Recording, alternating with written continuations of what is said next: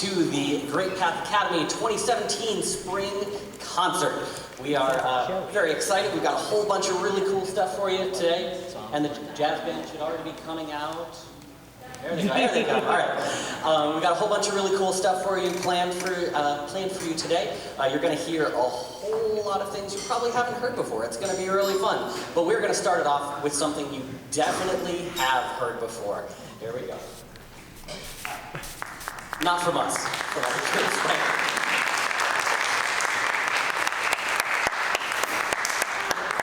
Kill the guitar solo on this. We'll see what else.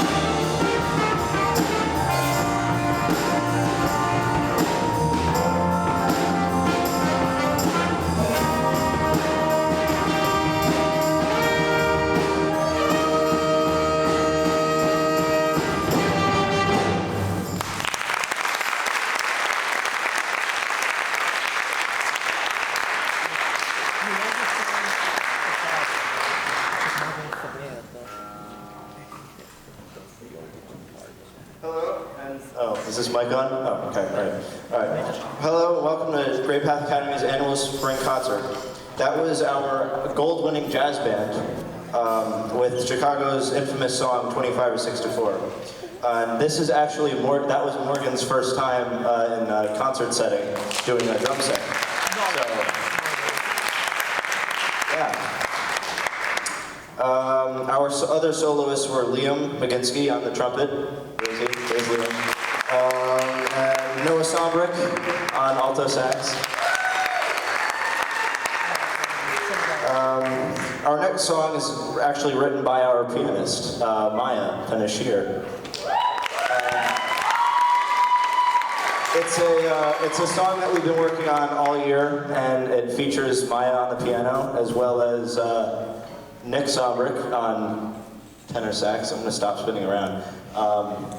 It features Nick on tenor sax. So without further ado, here's, and I swear this is the name of the song, Is Mayonnaise an Instrument?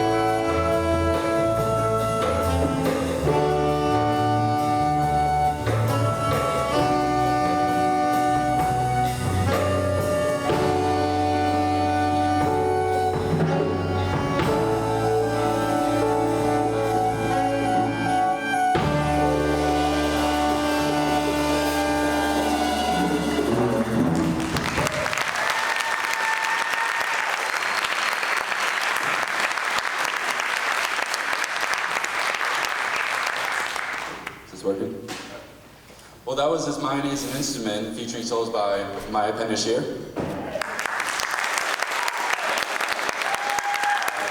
Madison, right over there. And me, Ensemble. Yeah! Thank you. And that song was a reference to SpongeBob SquarePants, and is that the only TV show that our generation can remember. And I promise you, as any student, for a quote from the TV show, they'll say is mayonnaise an instrument will come up. And try it at home, it's fun. So this next one we're gonna play is a piece made famous by Bobby Timmons. And we had a lot of fun learning this piece, and while it was a challenge, we had a lot of fun learning it. The melody section, for example, we had to learn to play this in the concert F blues, which is something we hadn't covered much in this piece. And the rhythm section also had to learn the difference between the 2-feel and the 4-feel when practicing this. So this will be the last song for the jazz band tonight, and without further ado, here's Mountain.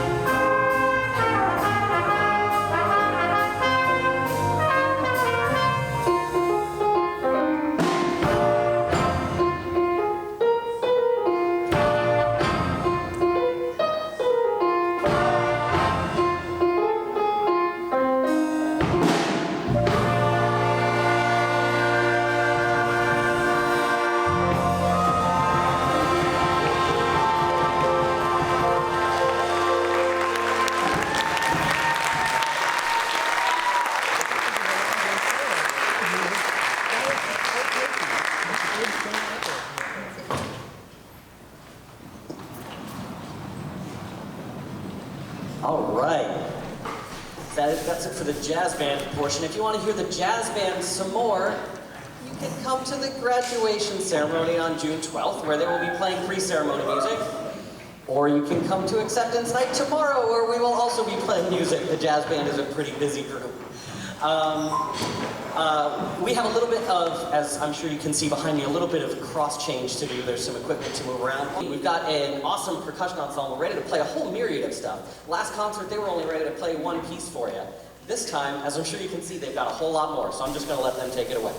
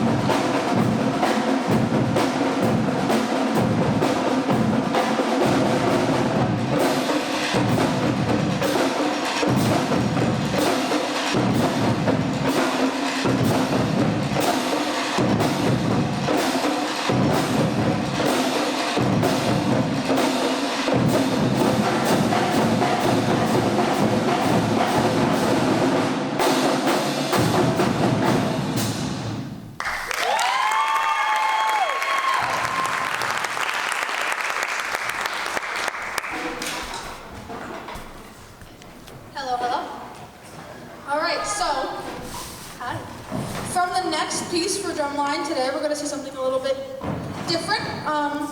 Tonight, myself and 3 other members are going to be performing on Home Depot buckets. All right. Yeah, there we go. Knock, knock. Orange. Orange, you glad they're not drums? They are. Yes. Literal buckets. I know this sounds kind of crazy, but bear with me and I know you're going to love it. I worked especially hard on this piece with Connor, Elijah, and John.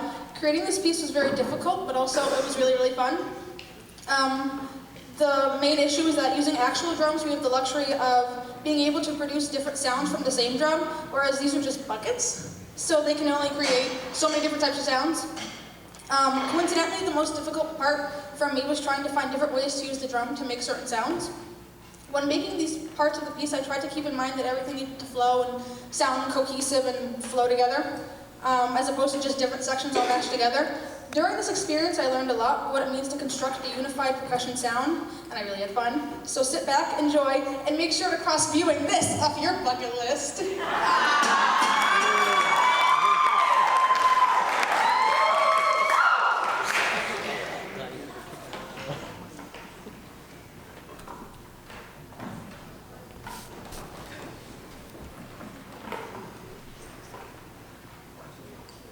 Let's do this!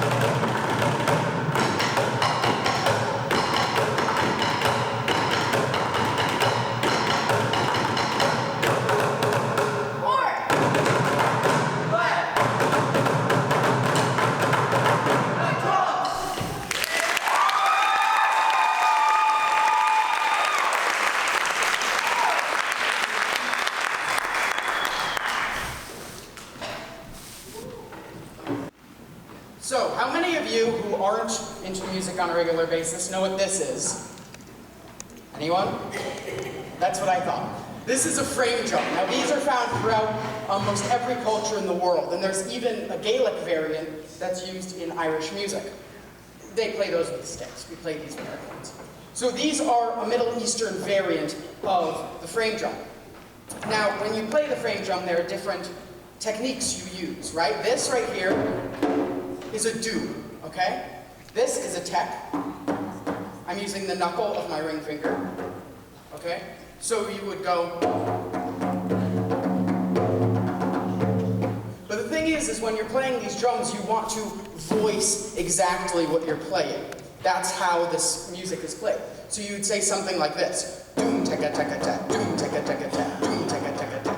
So basically what our ensemble is going to do is we're going to create a beat off of those simple techniques, and we're going to do some solos that include some more advanced techniques.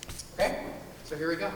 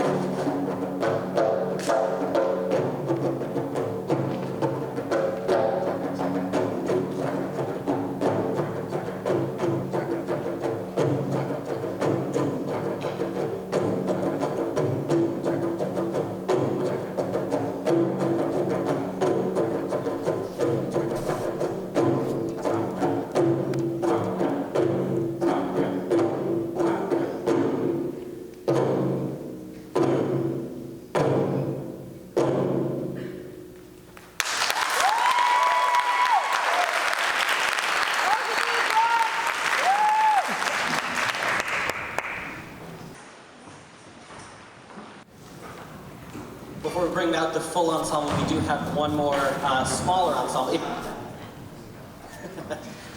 I'm gonna move over here. It's gonna hurt me. As I'm sure you noticed, we've got some full ensemble percussion tunes, and then these are all of these smaller groups. Every student is in one of them. They got a chance to like pick their preference and all that kind of stuff. And we were looking at all sorts of different forms of music. Like you saw the bucket stuff, you saw the frame drum stuff, which is one of my favorite forms of percussion music. What you're gonna see now is a traditionally Japanese form. It's called taiko drumming. It's almost a little hard to describe how this form of percussion fits within the traditional culture. It's almost half martial arts, half percussion, like half musicianship. There are very specific forms of striking the drum and doing prep beats and stances that you're supposed to stand in. And it's a really, really, really complicated form of music, and we only barely got to scratch the surface of it. Now, we don't actually have real taiko drums. What we have is marching bass drums, so we're going to use them. You'll notice they're all tuned to 4 different pitches, just because they're marching bass drums. This is oftentimes how the music will work as well. There will be a smaller instrument or a higher pitched instrument that keeps like a constant groove while some of the larger drums play big patterns together. I'm going to stop talking about it and just let you see it because it's really cool and I think you'll really like it. Here we go.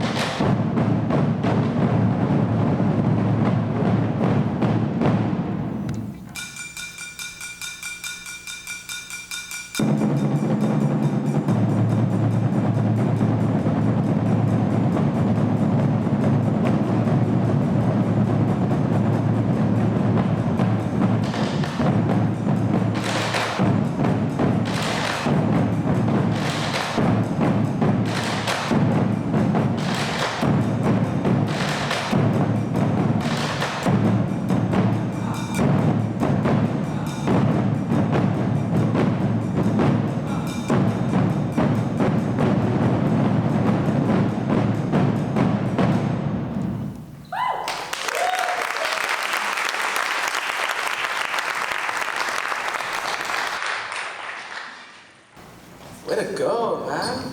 I like that groove. Good evening, everyone. As many as you don't know me, my name is Jonathan Rosa, and I'm a member of the percussion ensemble.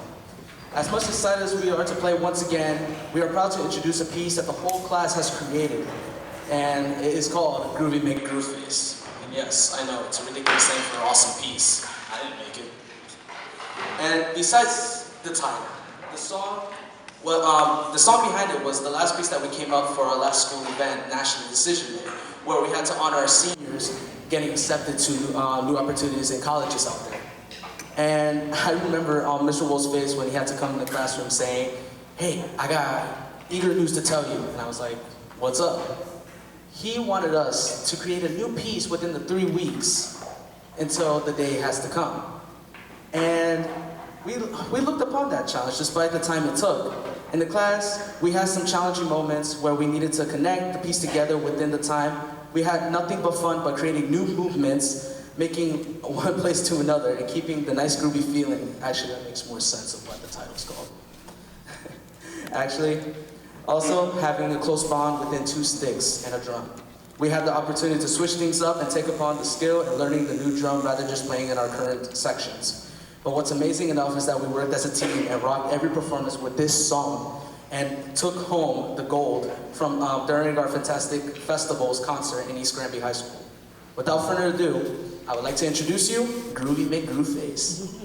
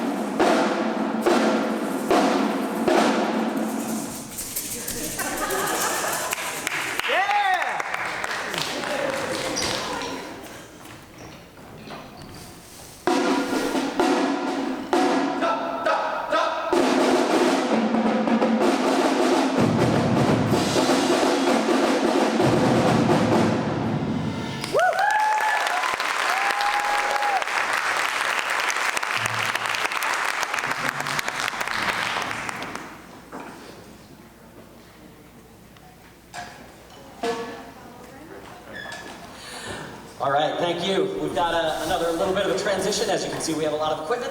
We're going to head over to vocal ensemble in just a moment. If I the last come on out, guys. The last thing, if you did not see it on the way in, we did go to a competition a couple of weeks ago. The Fantastic Festivals competition, where I'm going to shift over here. The Fantastic Festivals competition, where, as they mentioned, Jazzband and Drumline both took home a gold rating, which is pretty awesome. And the vocal ensemble managed to snag platinum, which is the top possible level that you can get for that competition.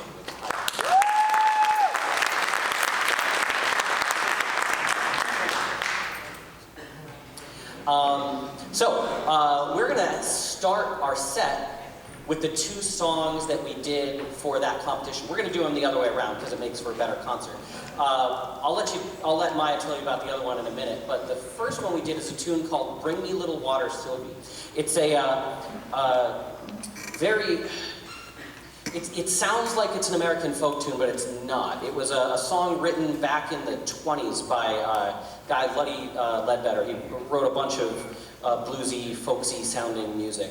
This particular song has been adapted by a number of different vocal groups, most notably Sweet Honey on the Rock, for those of you that know them. They do amazing, amazing stuff, and has been picked up by a lot of choral programs in the past 7-8 years or so. It's gotten to be quite a standard.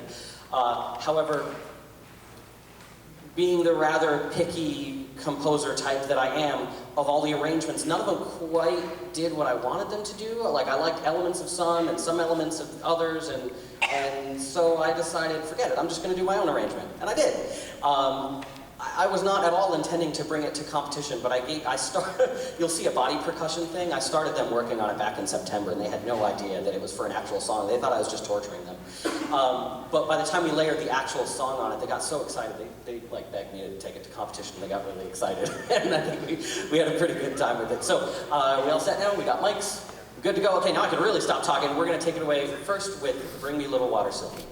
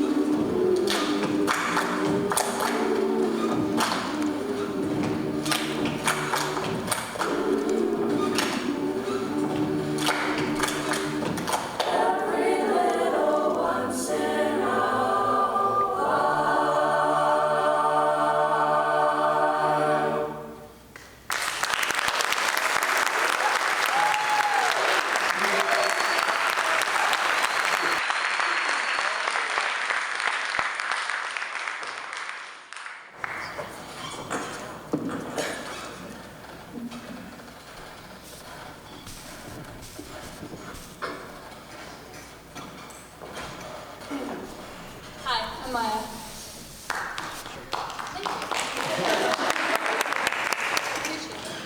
I wrote some cue notes, although they say something about the mitochondria being the powerhouse of the cell, so I think I'm gonna do bad on my biology test tomorrow.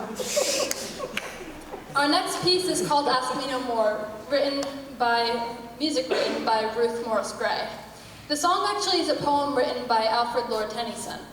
Gray has a knack for orchestrating poetry into choral pieces, so this particular one found its perfect match. Whether I can recite it without singing once I've practiced it hundreds of times is the real question. Ask me no more, the moon may draw the sea, the cloud may stoop from heaven and take the shape, with fold to fold of mountain or of cape, but oh too fond, when have I answered thee? Ask me no more. Ask me no more, what answer should I give? I love not hollow cheek or faded eye, yet, oh my friend, I will not have thee die. Ask me no more, lest I should bid thee live. Ask me no more. Ask me no more, thy fate and mine are sealed. I strove against the stream, and all in vain. Let the great river take me to the main. No more, dear love, for at a touch I yield. Ask me no more. Now, what you don't know about Alfred Lord Tennyson, among probably most of anything to do with him, is that he was the most famous poet of the Victorian era.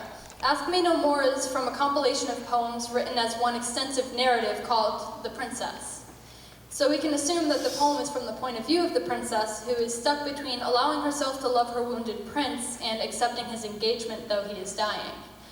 Tennyson reminds us of the princess's grief through repetition, each time the princess saying, "Ask me no more," referring to his proposal, with different emotions. By teaching us this song, Mr. Wolf taught our vocal ensemble how to keep tall vowels that make you want to yawn.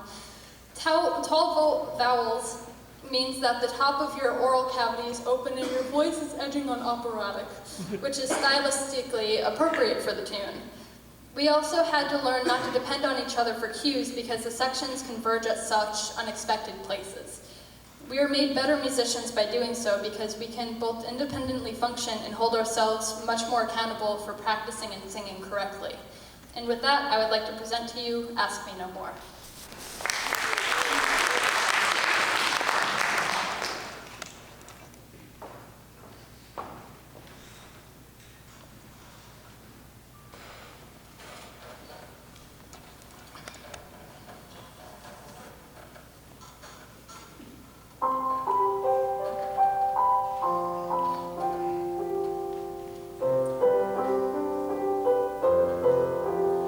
Ask me no more.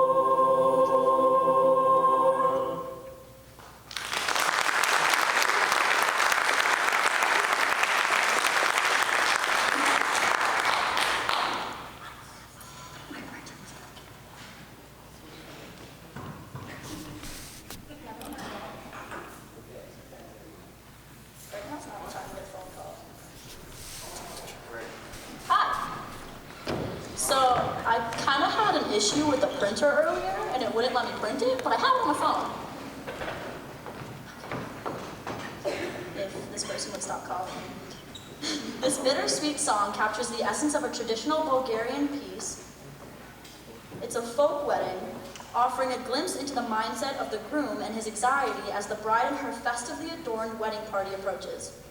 The upcoming song is called Svadba, and it is being performed by the young ladies in the vocal ensemble. The young men in the vocal ensemble will be doing the percussion. The style of this song is not like others we have sung in the past. It requires using a different area in our vocals to accomplish a forward and high-pitched anxious tone in the piece. It is how this style of music is composed to sound like. We have been working hard to get out of our shells to sing it in their style instead of how we would normally sing our pieces. Now performing Svadba, our vocal ladies.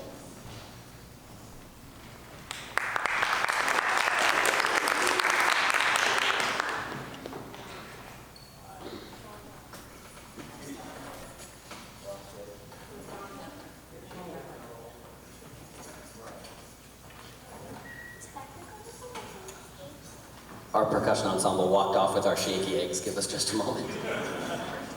Bass drum, right again.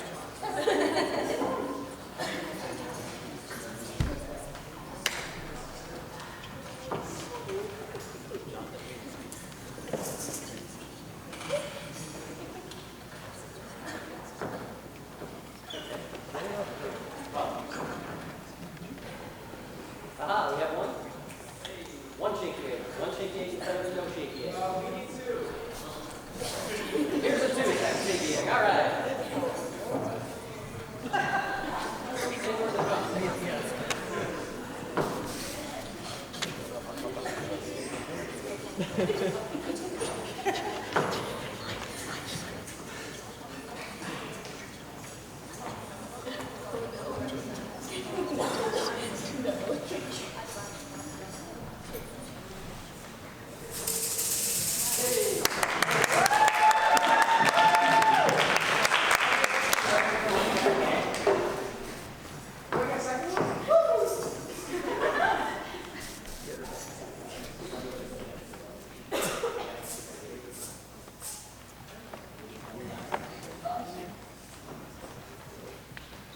All right, here we go. Now for real, Svadba.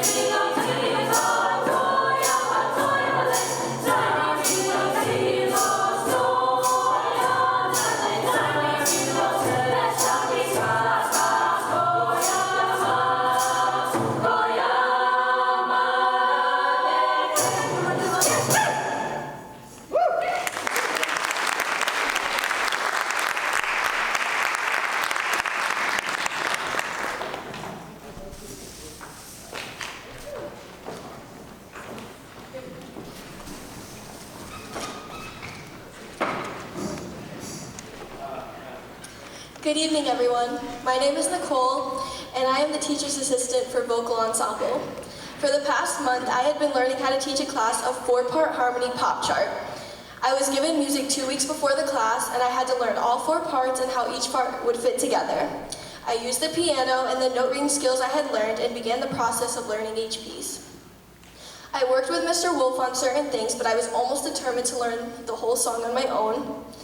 2 weeks later, Mr. Wolf said, "Hey, you're gonna start teaching the class warm-ups and then the song." I didn't think much of it, honestly, and I thought it would be easy. I came into class confident. By the end of the class, they would know the whole song. Little did I know it took more than just confidence.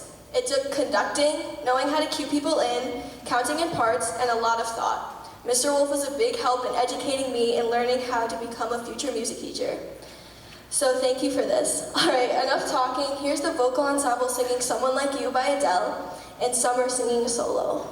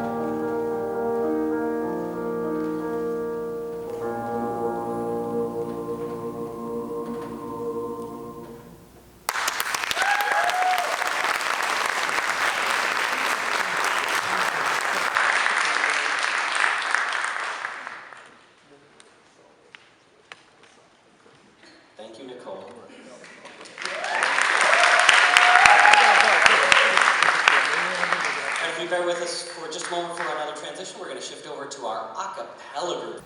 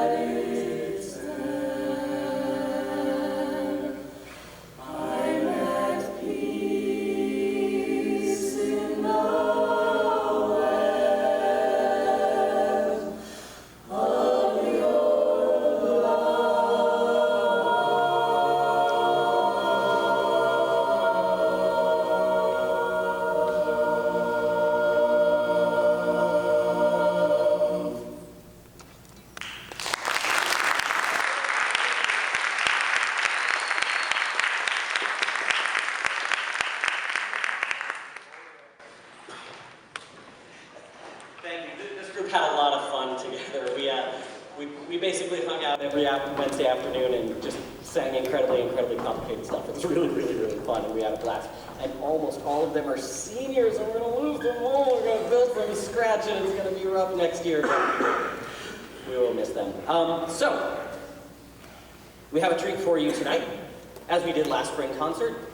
It turns out my quartet was all available. So I brought them to sing a couple of tunes, and we also prepared a tune for some students to sing with us, but figured as long as we have some awesome performers here, let them perform for you. You get your money's worth for your ticket.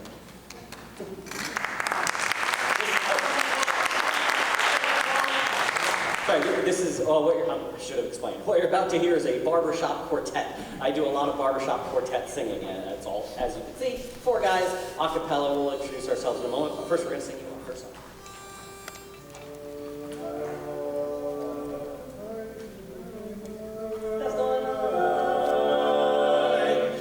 I search for phrases to sing your praises, but there aren't any magic adjectives to tell you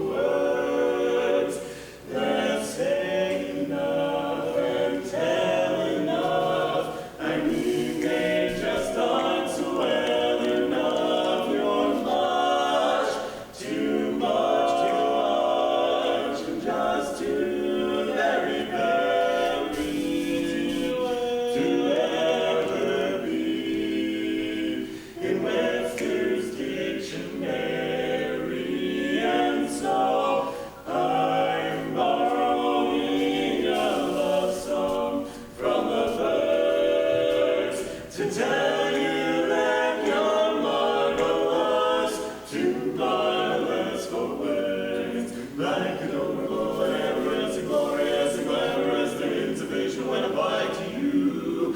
To be euphemistical, eulogistical, I have to find a million words I never thought I knew. Try to be logical and sensible, but I'm incomprehensible. So you see, I'm forced to go to the birds. The reason must be quite apparent that you are just too utterly wonderful and marvelous for words. Yeah, yeah, you're just too marvelous for words. Like rapturous, fabulous, voices ting nebulous. It's all too wonderful and ordinary words. Like magical, mystical, see much true apophystical. The sweetest words in Keats and Shelley's lyrics are just not sweet enough to be your panegyrics. And so I'm borrowing a love song from the birds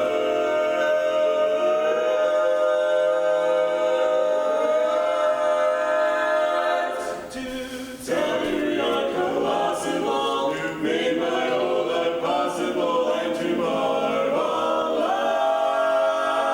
for words. You're too marvelous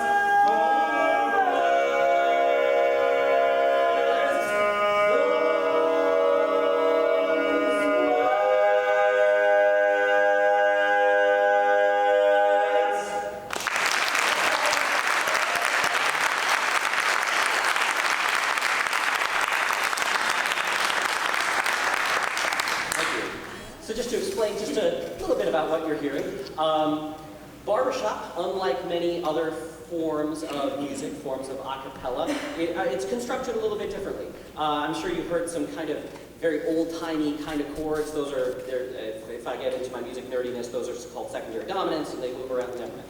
It gets real technical. Yeah, it gets pretty technical. But the more graspable aspects of it are that, well, normally in a choir, which voice has the melody? The top one, right? The soprano. Or if it's a men's choir, the top tenor or whatever. Or in an orchestra, the violins have it. Or in a band, the flutes have it. Or trumpets, depending on the section. Whatever it is, it's usually top voice. In barbershop, we give it to one guy who's actually stuck in the middle of the chord, which for us is our lead singer, Matt.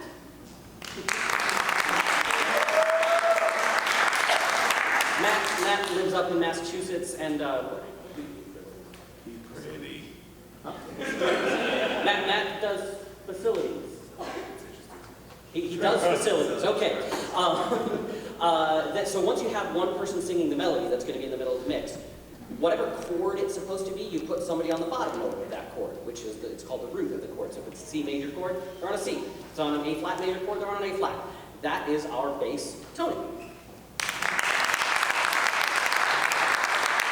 I've known Tony for way too long. Tony works for Geico. He's the one who comes out and tells you whether your car is totaled or not, yes? Yes. And then... I never see any of you. So you've got your melody, you've got your bottom note, then you find another note that's above the melody. Something, it's usually the third of a chord or the seventh or the ninth, or something that sort of gives the chord its color. And that is our tenor, Tom. Tom is a primary care physician in Wethersfield. He's actually my doctor. It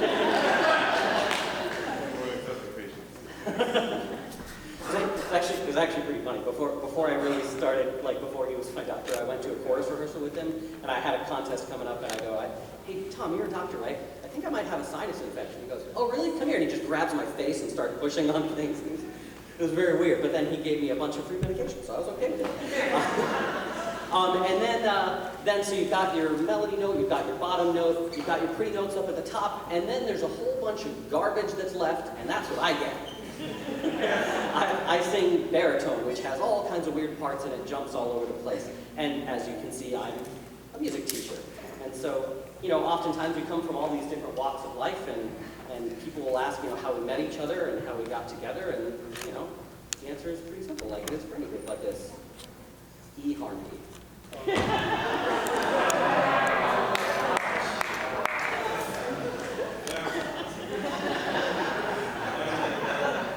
Yeah, the bad jokes are... Yeah, the bad jokes are part of our job. All right, so we're going to let you see all of that stuff in action, and we're going to sing one more tune for you before we bring the kids out.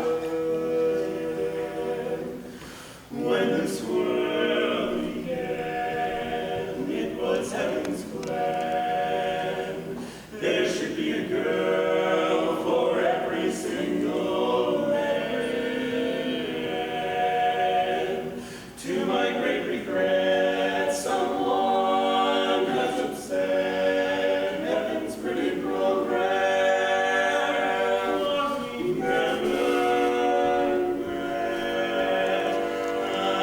Clutching at straws just because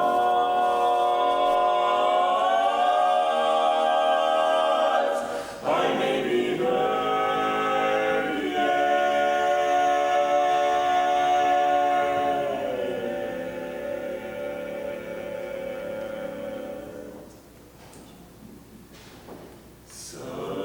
Somebody loves me. I wonder who.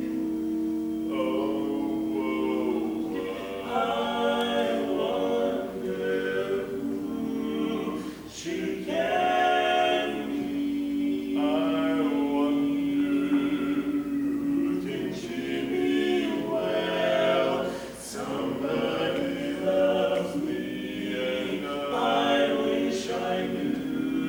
Oh, who can she be? Worries me, for every girl who passes by. I shout, hey, baby, well, you were meant to be my loving. Please be my baby. Somebody loves me, and I wonder who. Baby, it's you. Oh, when this world began, heaven had a plan that someday you might get a really manly man, or maybe Steve. Somebody loves me, and I love somebody too. Well, baby, we'll find that you and I were meant to be. So in love, someone I love. Somebody loves me, and you're that someone.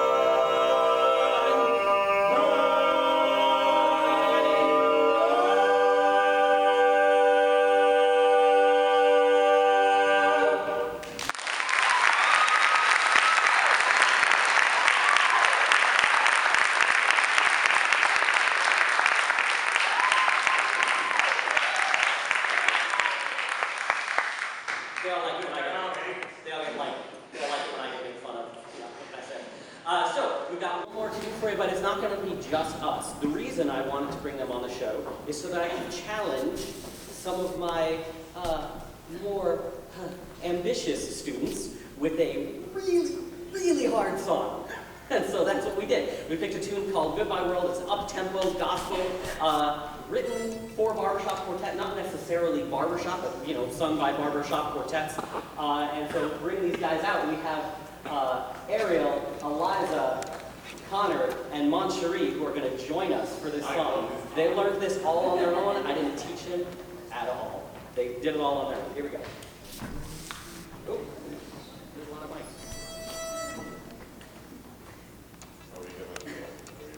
Yeah, we should be around those mics.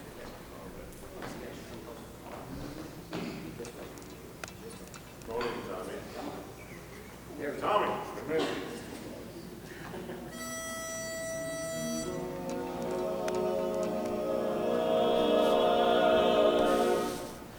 I've told all my troubles goodbye, goodbye to each tear and each sigh. This world that I know cannot be my own, so I'm bound for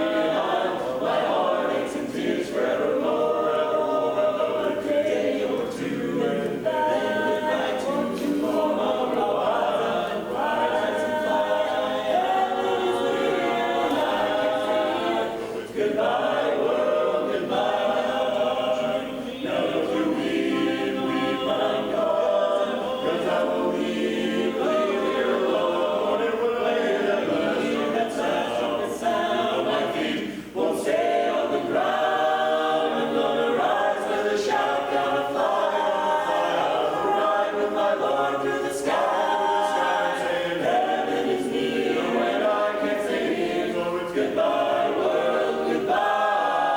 I'll rise with a shout and a fly.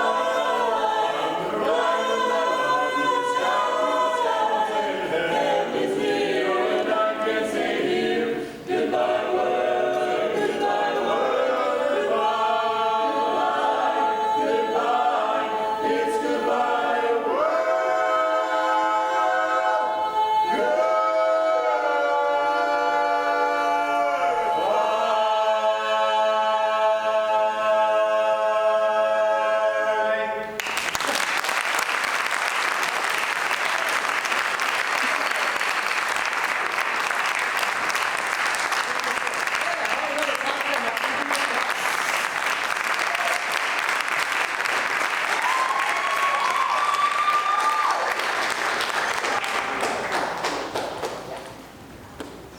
End of the year, we have some awards that we do. I don't usually do them at the awards ceremony with the rest of the music department because we have a big event of our own that we can do it at. And frankly, what they do is more geared towards the music department to earn these awards than the rest of the school anyway.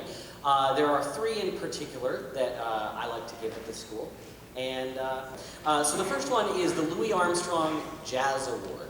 This is usually, well, all of our awards are, generally for students that just go above and beyond. But the Jazz Award is usually for kids that get particularly excited about jazz band and the jazz stuff that we do. The kid winning this award, to say he gets excited about stuff is a little bit of an understatement. He wants to be in everything. And when he isn't in something, he harasses me constantly to let him do it. So, I mean, you couldn't really get a more dedicated person. I think he knows who it is at this point. So the Louis Armstrong Jazz Award this year is going to Connor Madison.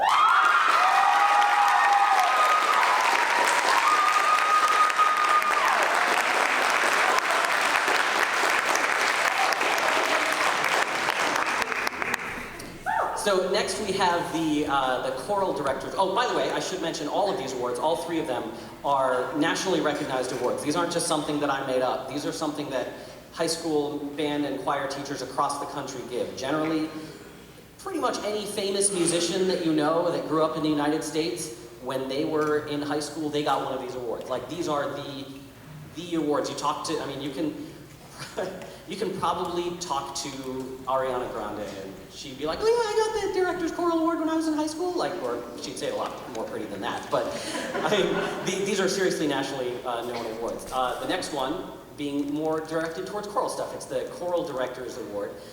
This one was by far the most difficult decision I've ever had to make for these awards. There are a number of people that I could have given this one to.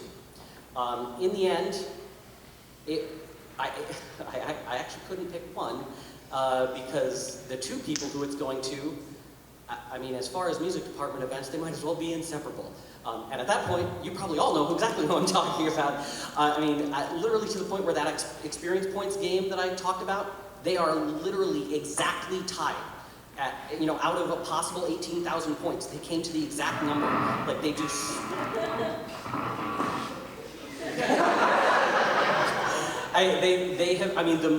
when I was offered this job and I talked to the music teacher that was here before me, the first thing he said was, these two are going to be your go-to kids. And he was absolutely right. I have relied on them for anything. Like I said, there's a bunch of kids I could have given it to, but these two have just gone above and beyond for everything. They've been in all sorts of groups. They've been in the musical, they've, a cappella, vocal ensemble, everything. They've done all these volunteer quartet things. They just constantly,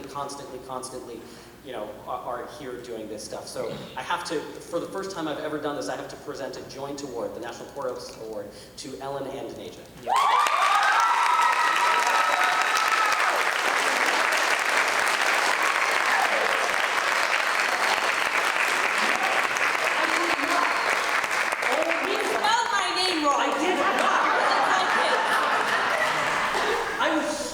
Look, it's on the box. Where is it? Where's her? Oh, no, I didn't.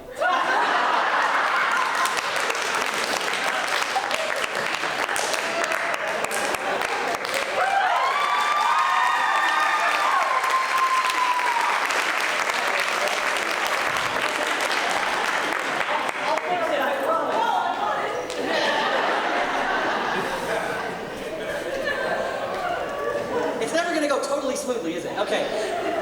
So, I'm gonna hear about that from my wife later. Okay, so the last one is the John Philip Sousa Award. This is generally a band award, although in this school it's kind of ended up being directed towards the student that literally does everything. Ricky got it last year, Tabijah got it the year before that. This is actually the award that I won in high school. I've got one of these sitting on my, actually I'm not sure where it is. Oh no, it's with the, well, you don't need that. Okay, but it's, again, it's nationally recognized. There is actually a national registry for this one too. This guy, I mean, what can I say? He lives and breathes the music department. He's in, I think there was 3 songs on tonight's concert that he wasn't in. Like, he literally does everything, and he does it all exceptionally well. And he's lead for the musical, and just, he takes lessons, he plays in his church groups, he does all sorts of things. The Sousa Award's gotta go to Tim.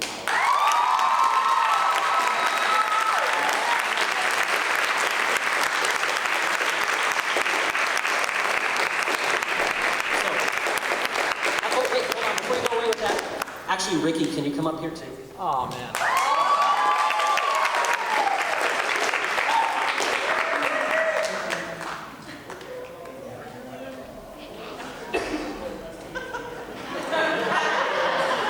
Oh my God.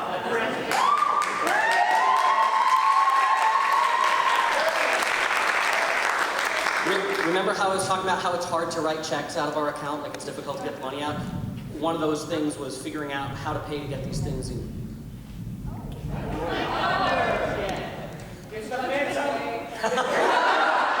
One of those things that was difficult was figuring out how to get these things engraved. I actually got the awards like 2 years ago, but I just managed to figure out how to like pay for getting them engraved about 2 weeks ago. So here's Ricky's from last year. If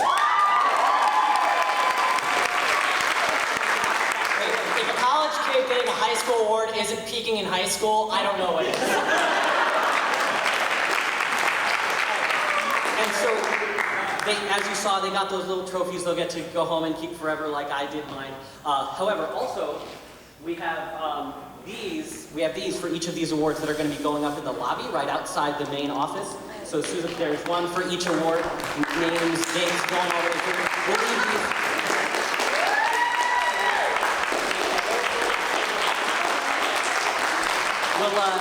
We'll leave these up here so you guys can come take a look at them and admire before they actually go up in the lobby tonight.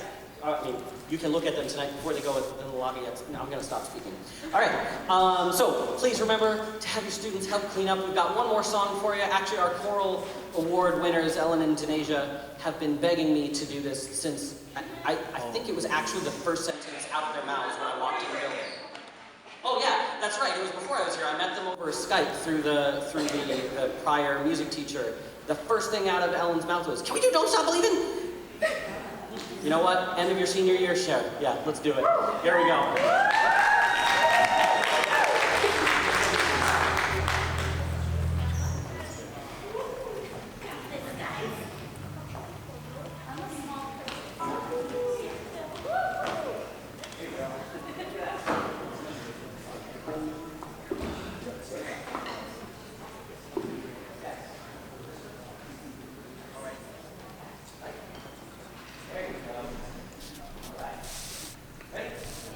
Good.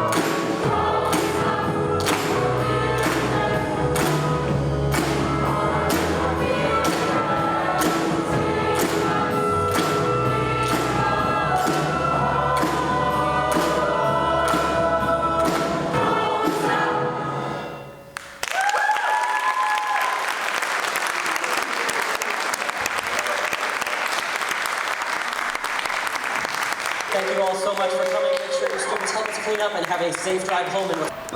I would like to recognize our seniors. There are a lot of them in the music department this year, and they have been fantastic. I mean, it's amazing. Like, you wouldn't see what you saw on stage today without this particular senior class. So seniors, raise your hands. I want to, now, obviously the seniors, but there's a lot of other people that concerts like this can't happen without, particularly, can't really see her past the lights, but my wife back there running sound, thank you so much.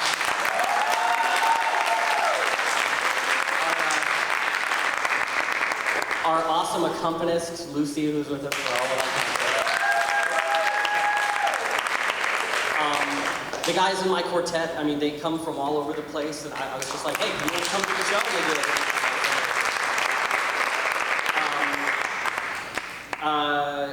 Lucy, again, she was doing more than just playing piano, by the way. She was also managing all sorts of stuff backstage and lights, and thank you. I can't see if they're here or not, but our administration, Mr. Jacobson and Ms. Niles, they're so supportive.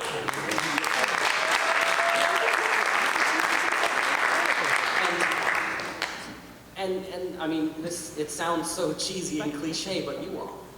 I mean, how many times have you had to drive them to things, or get them here at like 7 in the morning, or pick them up at 9 at night, or tell them to remember their concert clothes, or make sure they practice? I mean, like, none of this happens without the support from home. I appreciate it so much. You guys make my